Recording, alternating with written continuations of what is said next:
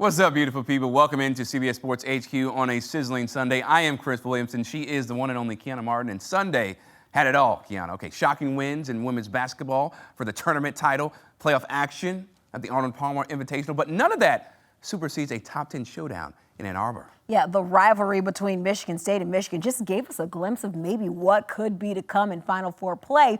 That's a game with momentum, pride, and postseason positioning all on the line between better rivals.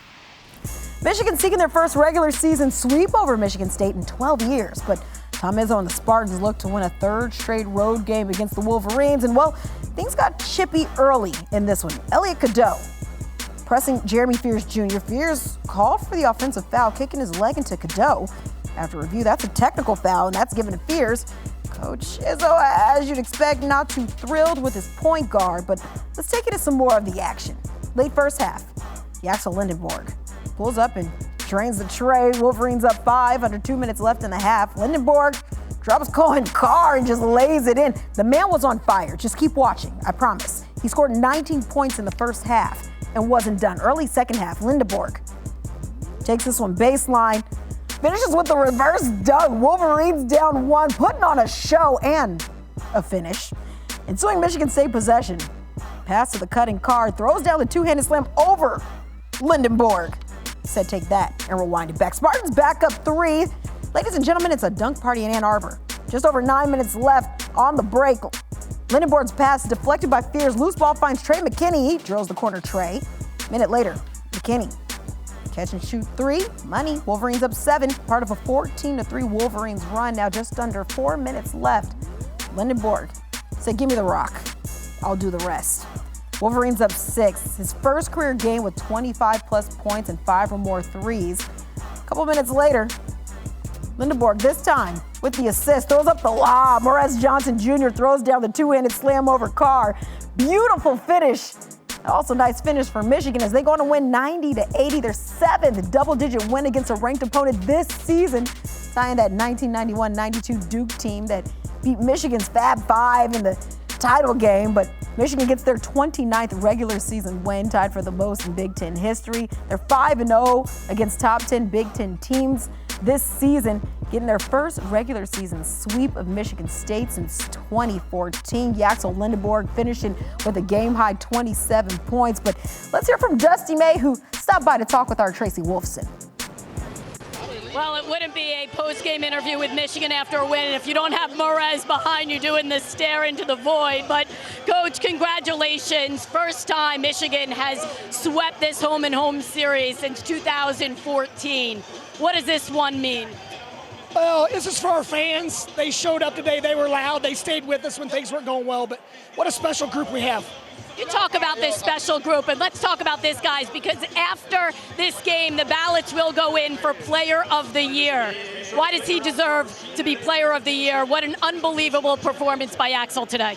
I think it's pretty obvious why he's Player of the Year. He does everything on the basketball court, and he's incredibly unselfish while doing it, and he's just scratching the surface of how good he can be. Yaxel, talk about this one for you, especially on senior day. How important was it for you to come out and have a performance like you did today? That was super important. My mom made the trip down here. This is my last regular season college game, so there's no way that I was going to let her come out here and see me not play aggressive. So today I just had to showcase and, do the best I can for her. And for our seniors here too, man, there's no way I'm letting them lose their last game here. Wow. And finally, just for this team, what is it about this team? Why can you make a deep run into the tournament? Man, we all love each other. Everybody here is super unselfish. We all know that winning is the main goal for us. Nobody cares about their stats. No one cares about anything else but doing the best we can and going as far as we can. So we're going to continue to try to be the best team that we can be and try to continue to break records. Well, enjoy this win. Enjoy the festivities afterwards, and we'll see you in Chicago. Michigan closing out the regular season with the third highest point differential in Big Ten play all time, behind the 1974-75 Indiana team and the 1960-61 Buckeyes team. But despite those regular season numbers, Michigan with a chance to do something neither of these other teams were able to accomplish. They're the favorite to win the national title at plus 340. They'll look to close the deal. We now welcome in Bill Raftery and Grant Hill, who were both on the call for this Big Ten regular season finale. And fellas, in games like these, especially those rivalry showdowns, it's usually those little things that maybe decide these matchups between these ranked squads. But beyond Yaxel Lindeborg's massive outing he had here today, what essentially put the Wolverines over the top in this matchup, Bill?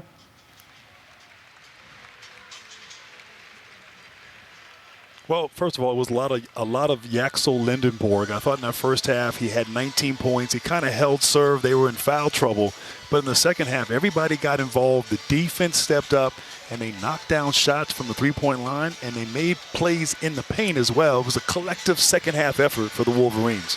And the one thing with their backcourt being diminished a little bit, Keon, he's got the ability to be a point forward and run the show. He made the threes today, which was just incredible. It complements his ability to drive, and his feel for the game is it's a different level than most players. Yeah, he finished his night with 27 points. He was 5 of 6 from three-point range. But guys, when you're watching this game and you guys are front row up and center, how much confidence did both of these teams give you just that they can have these deep runs when tournament time does come?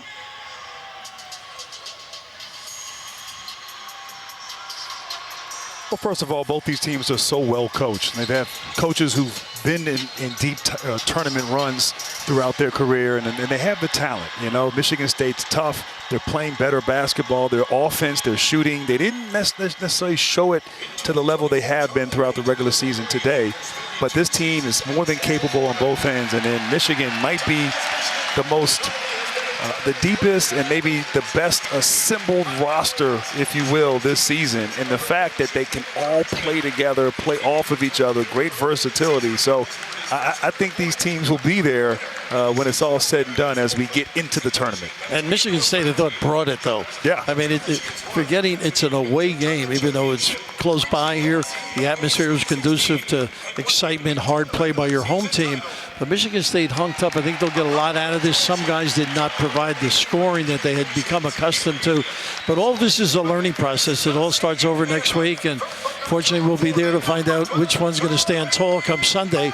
Then it's off to the races with the NCAA. Yeah, absolutely. We'll be glad to hear from you both on the calls. But like you guys mentioned, this one's just a chess match between Dusty May and Tom Izzo. And we hopefully get to see more of this in the coming weeks. As always, Grant, Bill, we appreciate you both stopping by. Thank you so much. Thank you. Thank you. Well, now Michigan finishing their season 29-2, 19-1 in Big Ten play. Their lone loss coming to Wisconsin, but nonetheless, Michigan tying the Big Ten record with 29 wins. But next up for this team is that Big Ten tournament as they clinch that 1 seed, and they also clinched a triple bye. But nonetheless, we'll see plenty more likely of Michigan in the coming weeks.